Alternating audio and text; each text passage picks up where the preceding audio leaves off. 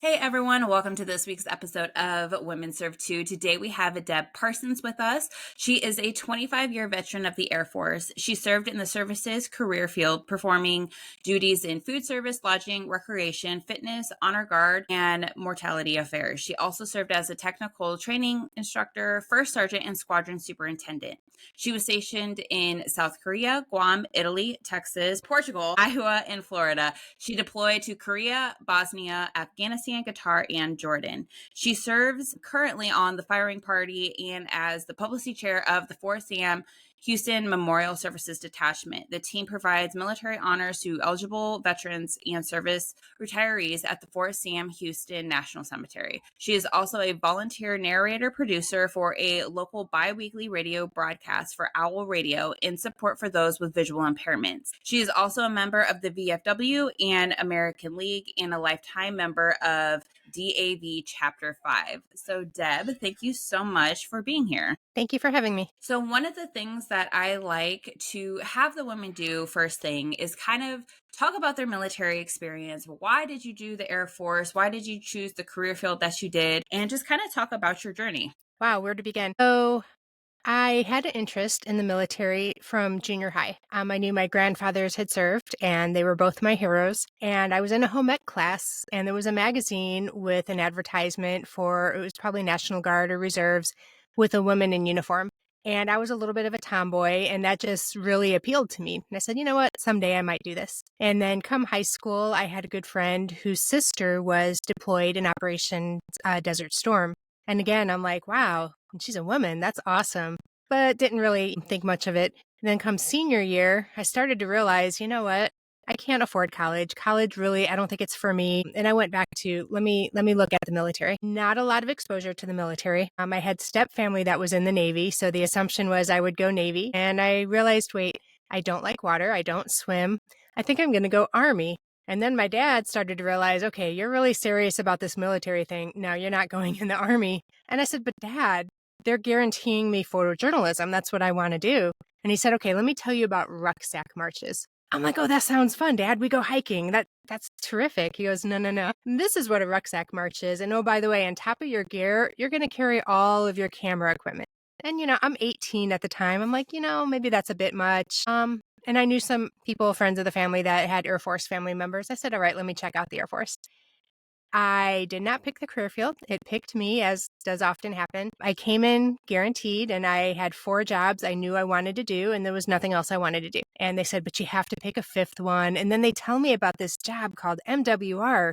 You take kids camping and sports and all this fun stuff. And I said, well, okay, I'll put that down, but I'm sure I'll get one of the science-y technical jobs. And a few minutes later, he said, congratulations, you got picked for this job. And oh, by the way, they just merged with food service. I was like, whoa, I already work food service. That's one of the reasons I'm going to join the military, to do something different.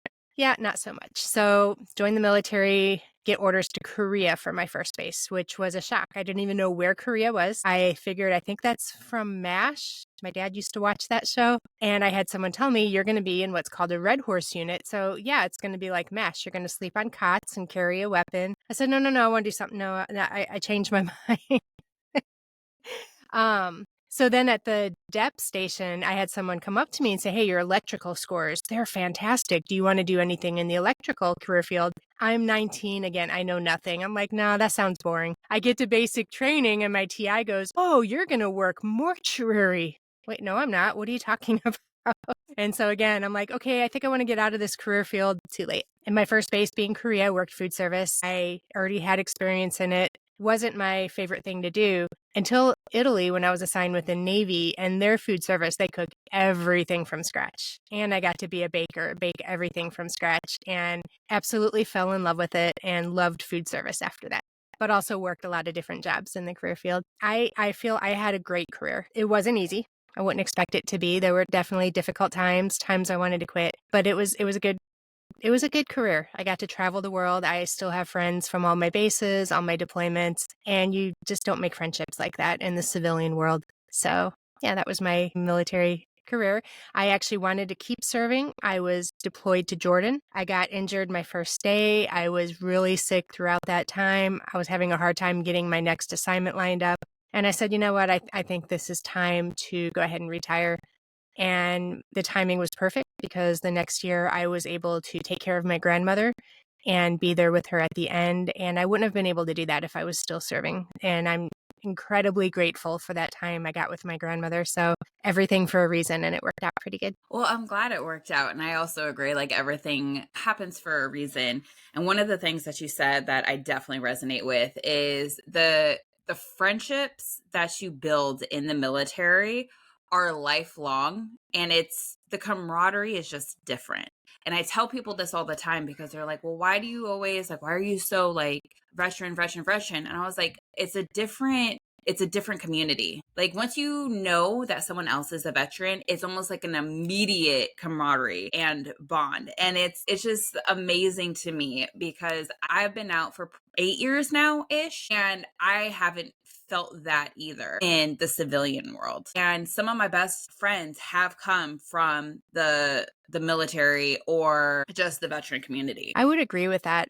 That's one of the reasons I love our group, the Women Veterans of San Antonio. It was founded by a woman veteran who realized when she was retiring from the Army, she was going to miss out on that camaraderie. And so she started the group. And every meeting, every event, we'll have new people, we'll have older faces, and just the bond we all instantly have, the commonality. You're just not going to find that anywhere else. I am going to note that because we are definitely going to talk about that, especially with being San Antonio being military city. So I definitely want to dive into that. But I also kind of want to dissect your military service just a little bit because you have done 25 years and you worked obviously multiple jobs, different special duties. Like, let's kind of talk about those challenges and triumphs. And did you notice anything that because you were a woman that you had to face, especially in those leadership positions? Day one at my very first base in Korea, I'm in a little bit of culture shock. I'd never left the country. I didn't have a good welcome. I didn't have a sponsor to pick me up at the airport. It was pretty interesting. And I was introduced to my first supervisor, and he looked me up and down and said, I hate women in my military. And me, always having been a smartass, said, I don't think we're going to get along very well. At 19, I figured that out. And he would use every opportunity to talk about the brown boot days and when I was in Vietnam, which is interesting because there were women serving in multiple capacities in Vietnam, to include nurses, saving lives, communications, intel. But for him to say that, but I was 19, I didn't know how to report that. And luckily, I had a suite mate who he then harassed, and he was booted out of the country very quickly. So that was my welcome to the military.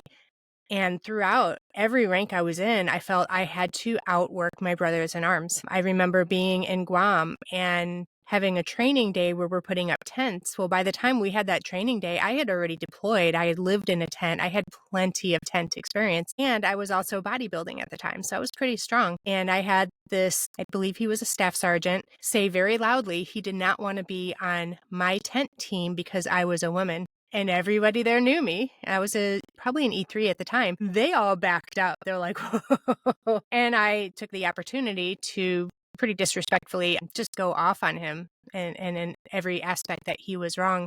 But that was the type of stuff I faced throughout my career. Even when I made chief, you know, when you deploy, and especially as a female and especially as a female leader, everybody's eyes are on you. So I couldn't be seen hanging out with just one male. And as a matter of fact, I had a good friend of mine that visited me on his way to Afghanistan, and we were airmen together. And by this point, he was a chaplain, and we're just walking around in just a common area. You know, I never brought anyone to my room or my office like that. And and he even noticed people were watching us. It's such a double standard. When I was in Jordan, I had a young captain complaining because another female and a male were seen hanging out together. And well, the female is married.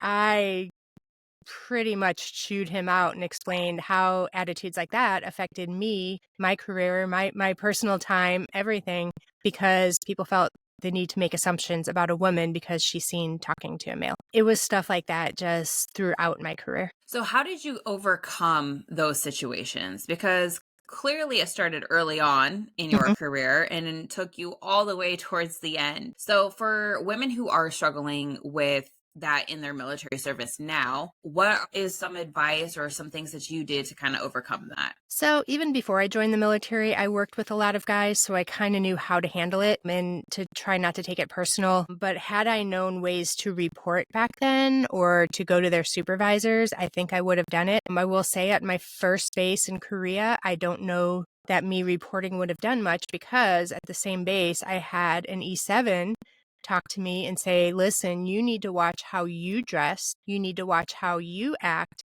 because the guys here are saying you're fresh meat and they're placing bets on who's going to get with you. And me, 19-year-old naive, was shocked. And as I got later in my career, I started to realize, wait, why wasn't he addressing the men to say, this is your sister in arms? That is completely inappropriate. But the culture, and especially in Korea in the 90s, was to put the onus on the female. No, it's on you. You need to watch what you're doing. I think, honestly, the way I handled things was I just did my best to outwork every one of them. And I will say a lot of the guys that acted that way, I ended up outranking. And so that was always my goal. Oh, yeah, I'm going to outrank you someday. And I did. And I had some pretty terrible males, and not all of them, but some pretty terrible males in supervisory roles. I just kind of made it my mission to, okay, I'm going to show you. And I outranked all of them. That's awesome. You definitely said something that like hit the nail on the head, or because it's always on the female. You can't dress this way. You can't do this. No, let's teach these men or boys or whatever you want to say how to act around a female. Like, why is it on the women? Seriously. Drives me crazy. My husband was talking the other day about a news article where they went after a 14-year-old who carried sharp objects to protect her younger sister, and this was in another country. And instead of going after the guys that were very, very directly harassing this 12-year-old, they arrested her. And I explained to him, it's like that in the military. If a woman says they're assaulted, the question's going to come up, were you drinking? What were you doing? Oh, you were underage drinking. We're going to go after you. And when he and I met, we were good friends. We were overseas, and I had a troop who was also one of his friends who was assaulted. And we walked her through the process to try to get prosecution for the assaulter, and nothing happened until he went to his next base and then faced a court martial because these things were continuing. And so, sometimes it's eye-opening for men to go, okay, yeah, you know what? That's pretty jacked. Yeah, sometimes you have to hear it from a woman's perspective or someone close to you to kind of realize what's going on. Like, this is obviously not as deep as that, but with my husband and I, we were both male to male, he's still in, but like everyone would thank him for his service and not thank me. And he got upgraded to first class and I didn't. And he would get all these luxuries. And I was like, I served too. And then I always made it my point to tell my husband, I was like, do not assume that the male is the person in the military. And so he has made a more conscious effort into asking the woman, you serve as well, because it would drive me crazy that everyone just assumed I was a dependent. And I was like, no, I put on that uniform just as much as he does. My husband's really good about, because his eyes were opened up to that too, to if somebody thanks him for his service, mentioning, oh, my wife served. Actually, she served longer than me. She outranked me. And he really got a firsthand glimpse of this when I was on terminal leave and we had just moved to San Antonio, driving through the gate at one of JBSA gates. An Air Force Security Forces guy, so he should have known better, took both of our IDs, looked at them, handed them back to me, leaned into him and said, thank you for your service, Chief. And we kind of drove away like, wait, did that really just happen? And we're dissecting it like, no, I think that really just happened. And so that especially was very, very eye-opening for him. Yeah. My husband also does the same thing as, like, if anyone thanks him for his service, he'll bring me in too. And so, I mean, that's nice. But yeah, it's sometimes you have to hear it from a different perspective or from someone close to you to kind of change your perspective. Yes. So you were talking about sexual assault and kind of how, which made me kind of think about support groups, because a lot of the women I have interviewed deal with sexual harassment, sexual assault. I will say almost majority of them have dealt with this type of thing in the military or in their military career. Damn shame. 1000%.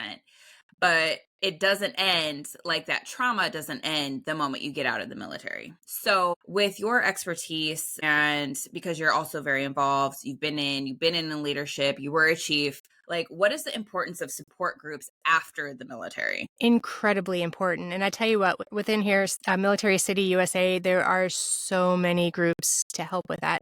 I think it's important to realize that you're not alone, that there's others who have gone through it that may have coping techniques that you can learn from, or inspiration and how they were able to, the best they can, move past it in different ways. It never leaves you, but to have it not affect every moment of every day like it can be very pervasive. Within San Antonio, there were so many groups that help with that. Our group doesn't directly help with that, but honestly, just being around other women veterans and sharing stories is therapeutic within itself. But it's incredibly important because you have to understand you are not alone in facing this. Like, I know you have the Women Veterans of San Antonio. So let's talk about that a little bit and how finding a group like that could also help find different support groups. Sure. Well, my story was when I retired in 2018, I had been deployed, came back, Hurricane Michael hit. So that year was just crazy, hectic, nonstop busy. And then I got moved to San Antonio so I could out process because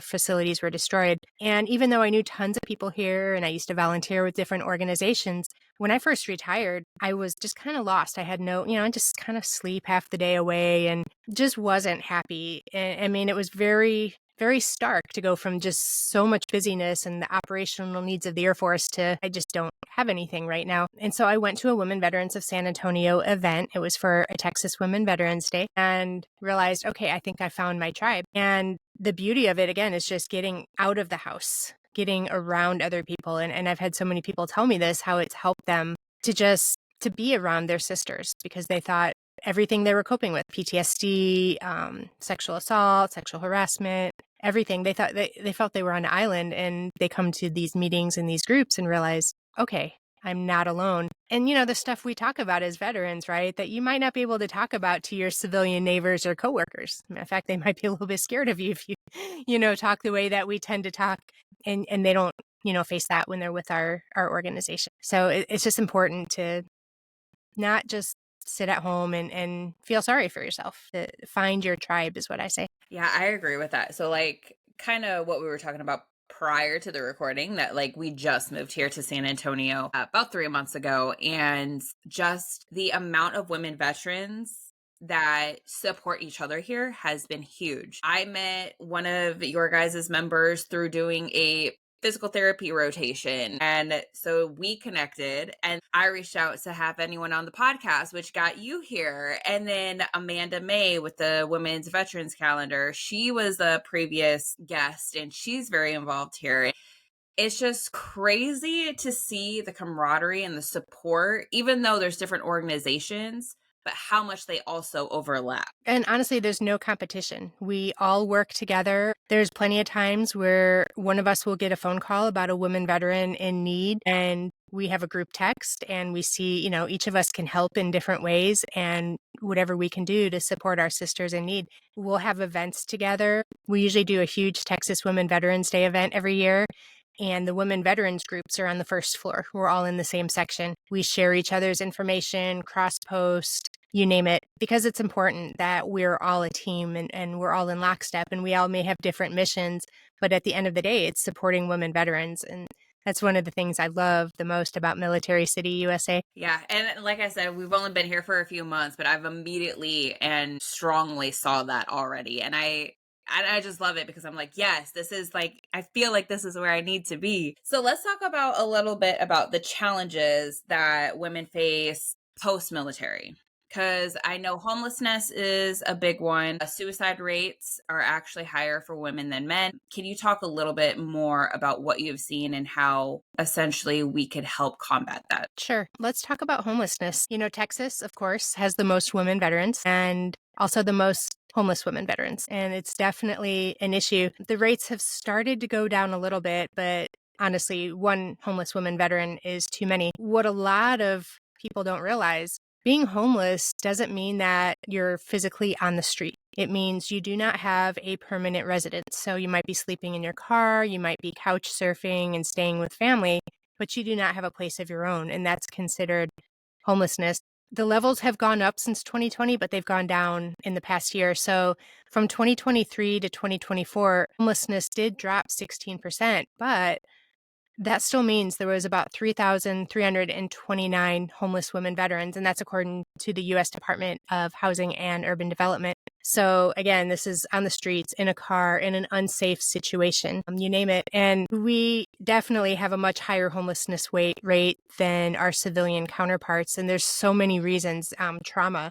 We talked a little bit about that with sexual assaults and sexual harassments, but trauma can contribute. Military sexual assault. 1 in 3 women veterans say yes when they're screened by the VA for MST, which again, these are our brothers in arms. It's just unfathomable. Women veterans are more likely to face intimate partner violence, and sometimes that's how they end up on the street, either getting away from that situation or being forced out of that situation. Poverty, single parenthood, single mothers shoulder more of the costs of child rearing, especially as single parents. And at a time when everything costs more, especially housing, it forces a lot of women with children on the streets. And people don't think about that when they think about the homeless population. They might think about just the random person pushing a cart on the street, but there's always a story behind it. And, you know, in this country, we shouldn't have homeless anyone, but definitely we shouldn't have homeless veterans. So that's a big struggle. And the other thing is, as women veterans, we don't ask for help.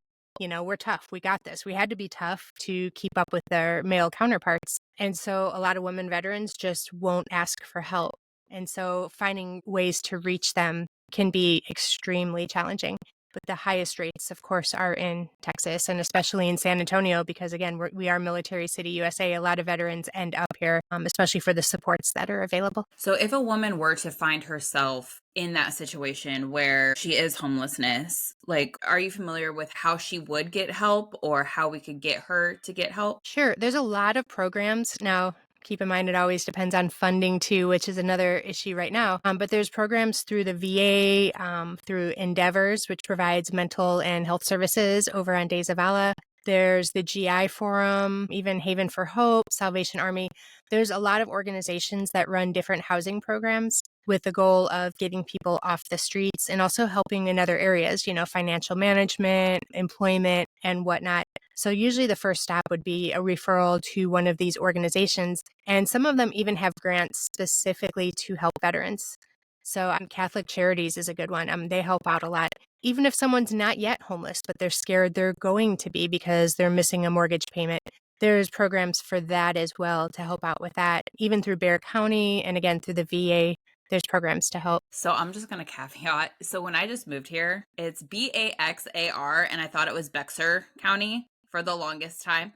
I just want, because I feel like a lot of people would find that humorous, because anytime I have someone from San Antonio, they're like Bexar County. One person didn't even correct me, actually. She was like, she was like, you can tell you're not from San Antonio. So yes, if you see it, it's Bexar, but it's Bexar County.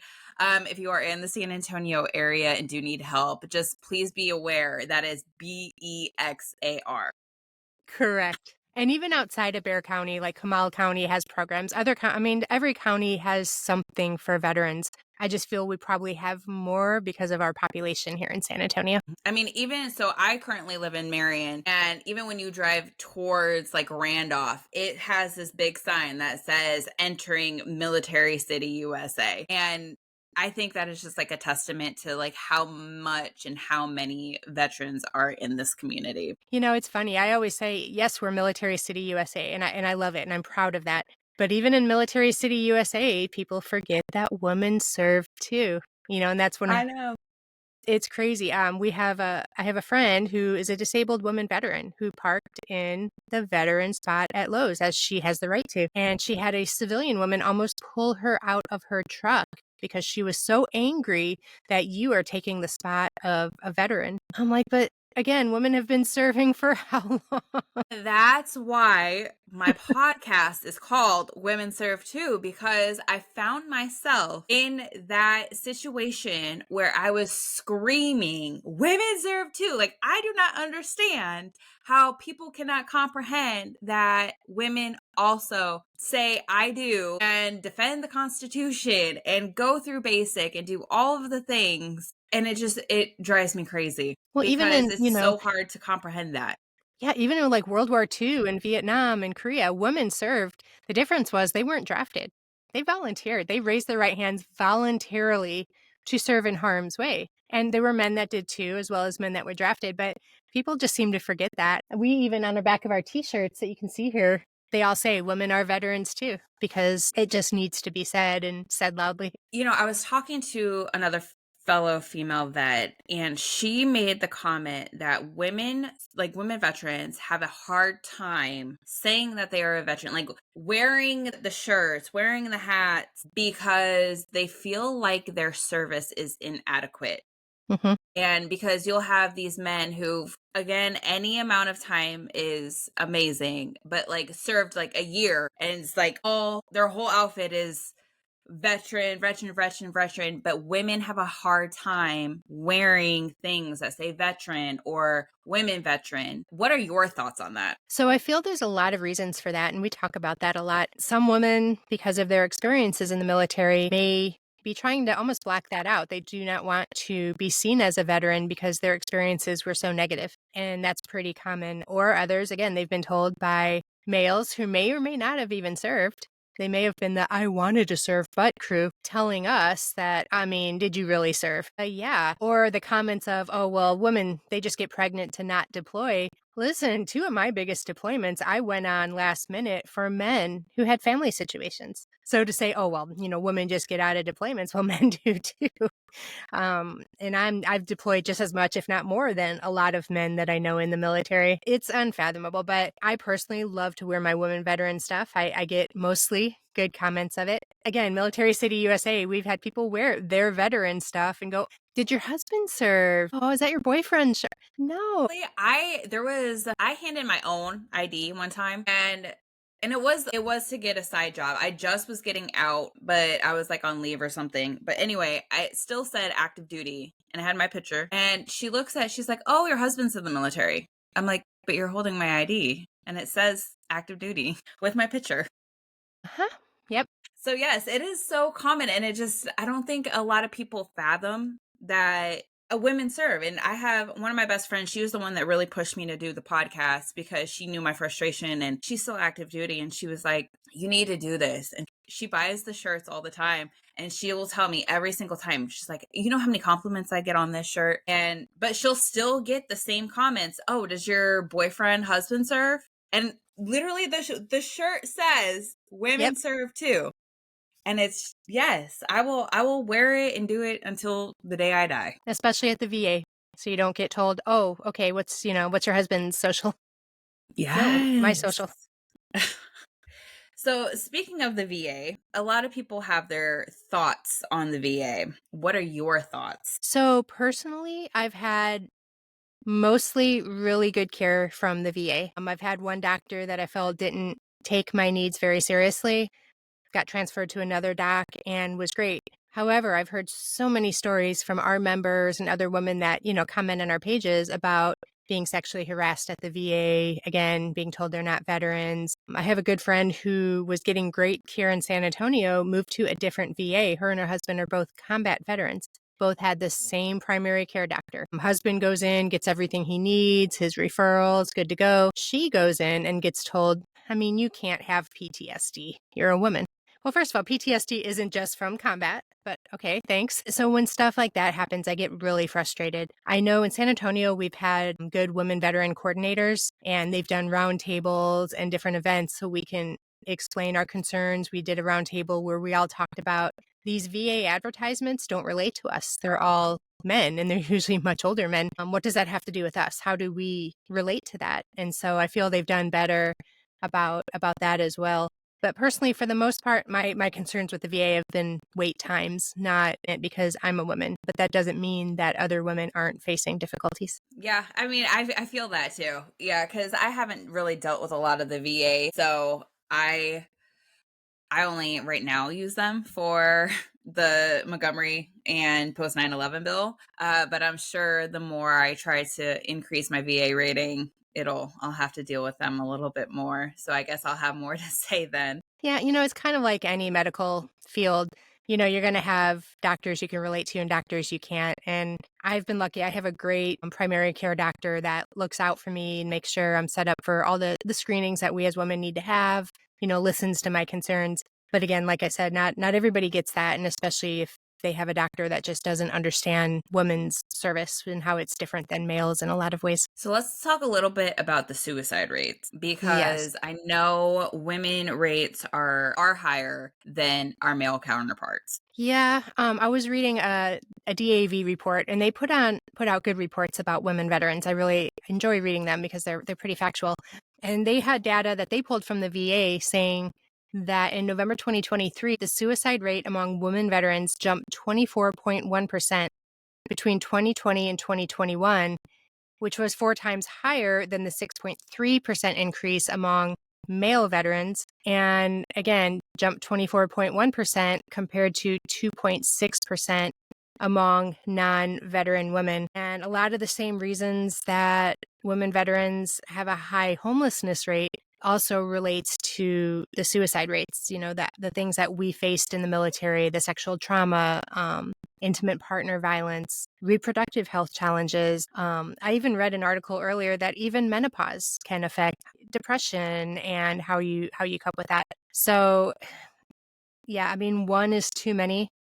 There was just one that I keep seeing pop up on Facebook that was a 22-year-old veteran that just took her life. 22-year-old, and on her 22nd birthday, which was a couple weeks ago, she was on camera singing happy birthday to herself with a cupcake and then took a bottle of Patron and just downed it. And I'm not sure when she passed away, but over the past few days, that has blown up on social media and especially in the women veterans groups, that she's one of the 22. And it's becoming too common. Yeah, there was this one reel that I saw it was on, I think, Instagram, but it showed over the last 20 years the deaths that happened in Iraq and Afghanistan, but then the deaths by suicide Mm-hmm. due to combat. And it was astronomically more than the actual rates. And I feel that putting it more visually like that, people could see it. Because when you say 22 a day, like people are like, what? Like yeah, it's a lot, but it's not a lot. Right. But if you put it in more perspective, 22 times 30 for a month or visual aspects, and we may get the number down to like 20. I think last I heard it's technically 20 now, but Mm-hmm. that's still 20 too much. Yes, and the And fact that's how veterans are losing their lives more so than lives lost in service, which, you do sign on the dotted line saying you will give your life if needed. The fact that these deaths are happening outside of the events within service, that could happen, it's unfathomable. And that's a tough thing to address. In San Antonio, not too long ago, we had a gentleman that took his life at the VA because of his frustrations with mental health and the answer being medication. Medication isn't the answer for everybody, and especially not by itself without other modalities. And it's tough. And again, there's support groups for that as well. Again, to learn the coping mechanisms. One a day is too many, though. and I think that's where my frustration with the VA is the whole mental health aspect, because mental health is still a very taboo topic. Regardless if you're military or civilian, mental health has always been a taboo thing.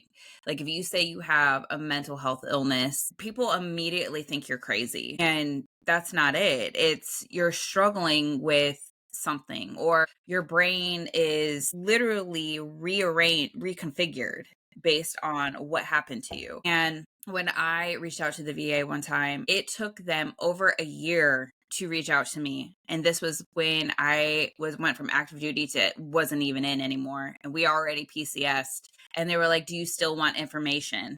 And I was like, what if I was one of those people who genuinely needed more help. Like that could have been me on the 22, because the lack of urgency, the lack of resources, like they didn't even call back for over a year to see if I still quote wanted help. And at least, I mean, I guess at least they called back, but that's terrible. When I first retired, I had the last year of my career was I dealt with a lot, to include a messy mortuary case, which stuck with me, and seeing everything at my home base destroyed in a hurricane. And so I got here and I said, I didn't seek mental health treatment while I was in the military because, again, that's taboo. And you might, I don't want to lose a security clearance. I don't want to be drugged up. But you know what? I'm out of the military now. There's nothing stopping me. And so I put in an online request. I got a call saying, well, we can't schedule that online. You're going to get a call back. To this day, and this was 2019, I have not gotten a call back. And so that was very discouraging because I had heard, the VA, mental health. So luckily there's again, Military City USA, there's a lot of other resources for veterans that are seeking mental health. You don't have to go to the VA. And quite frankly, some people aren't comfortable going to the VA, especially if they haven't been treated great there in the first place. So let's talk about a little bit like what the women veterans of San Antonio, like how they give opportunities and how they could connect, socialize, volunteer, and essentially give back to that veteran community. Because it kind of goes back to that mental health thing. Like if you find someone, people are a wealth of knowledge and could potentially help you. But let's talk about all of those things and like how to network, socialize, volunteer. Yes. So we have a lot of things we do to try to meet all of those tenets. I personally feel volunteering and giving back is a boost to mental health just in itself. And so we do that. Like last week, we volunteered with Soldiers Angels and distributed food to 300 military families. It was about 35,000 pounds of food. That's a way we've gotten involved. Our big push really is, and this started back when Robin Dublin started this organization, realizing that, if you're a homeless woman veteran, you may not have money. There's things that we as women need that, of course, cost too much money, such as feminine hygiene supplies. And that's where our group switched from being a social group to a nonprofit with the goal of getting these supplies out to women that need them. It's unfathomable that, you might have your cycle, but you can't afford the supplies, the basic necessities. And so we collect these hygiene supplies. We're actually doing a hygiene drive right now, collecting supplies, and we distribute them in a few ways. We get either backpacks donated or finances donated to us to buy backpacks, and we stuff them with hygiene supplies. And every November, the GI Forum, through the National Veteran Outreach Program, does a big stand down for homeless and at-risk veterans. And they're fantastic. They do a separate section just for women veterans because, again, some may not be comfortable being around men, and especially in big groups. And we have nonprofits in our section strictly for women veterans. So we hand out the backpacks of supplies. We also hand out bras and help them, figure out the right size bras, underwear, socks. We give all that away. And then other organizations have their ways of contributing as well. We do this throughout the year with other organizations as well. But this is our big one where we get the most women veterans that actually come out. Because again, women veterans don't ask for help. So sometimes it's hard to tell who's going to need help and who you can refer to these services. There's another organization locally called Broken Warrior Angels, and they do stand downs a few times a year for veterans. And they bring in showers and doctors and immunizations, and we bring our backpacks of supplies to get out to women veterans. And our backpacks have shampoos and soaps and a lot of the feminine hygiene supplies they get to pick out on their own to get the right needs that they have. And we distribute at these events as well. Or if we just get a call, hey, there's a woman veteran in need, we can bring them a backpack. Because donations are down for all nonprofits, we haven't been able to buy grocery cards this year, but the Nurses Association, the Air Force Nurses Association, donated some last year.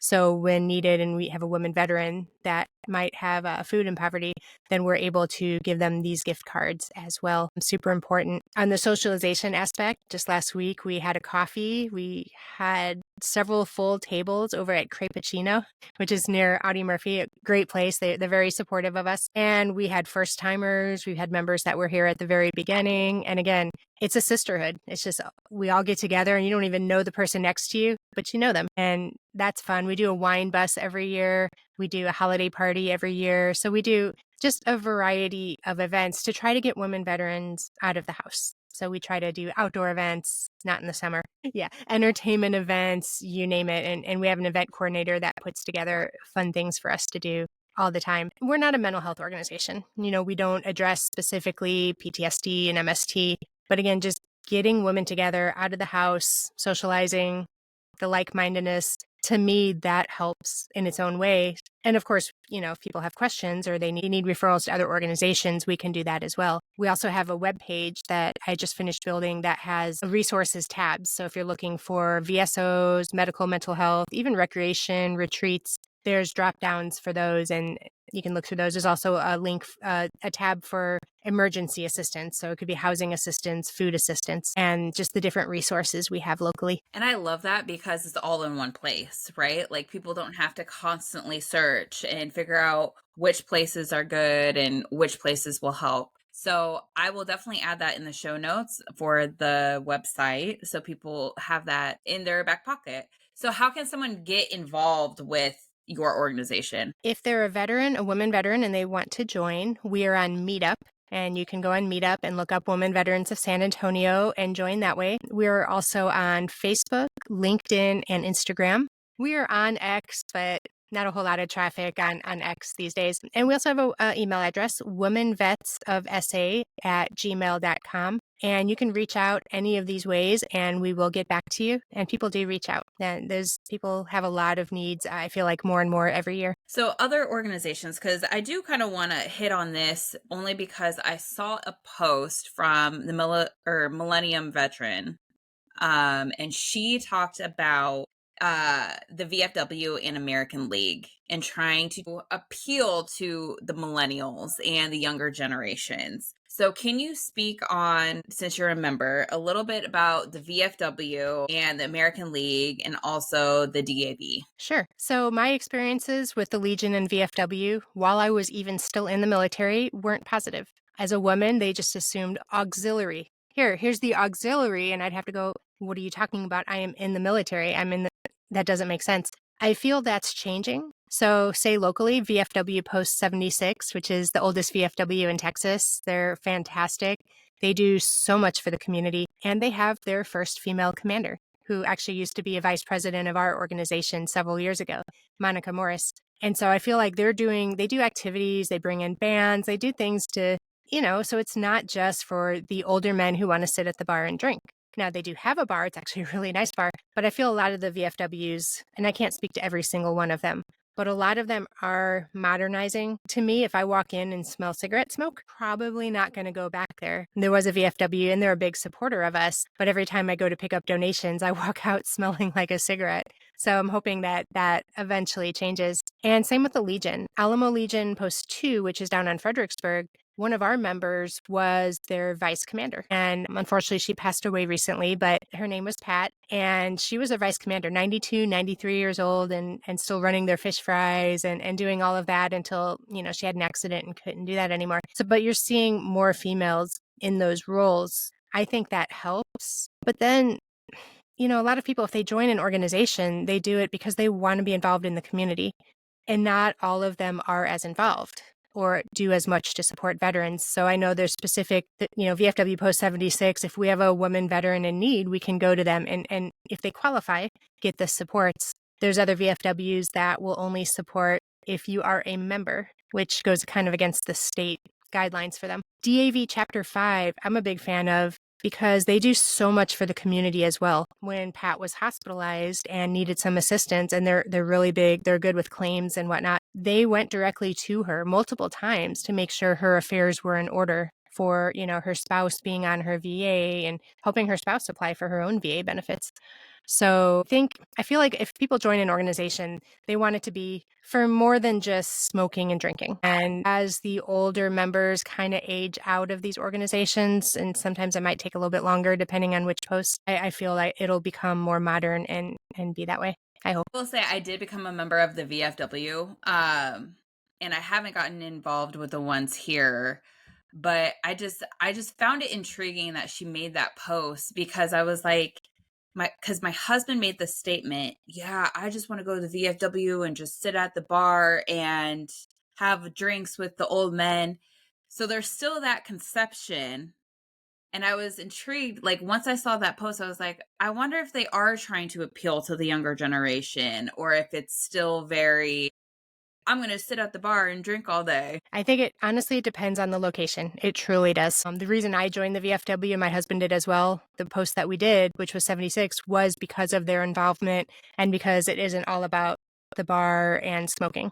But you're going to have some that have old timers that are going to hold on to those leadership positions and swear up and down, if we get rid of smoking, we're not going to have any members and we're all going to leave. And it's going to take time, but I feel eventually that will kind of work itself out to better meet the needs of Gen X and millennials and beyond. So for someone who wants to say get in contact with you, because I know you already talked about the Women Veterans of San Antonio email website, is that the best way to contact you, or do you have like your own private email or LinkedIn? We do have our own LinkedIn and our own email. And honestly, any of the social medias or LinkedIn or email is the best way to get a hold of us. Awesome.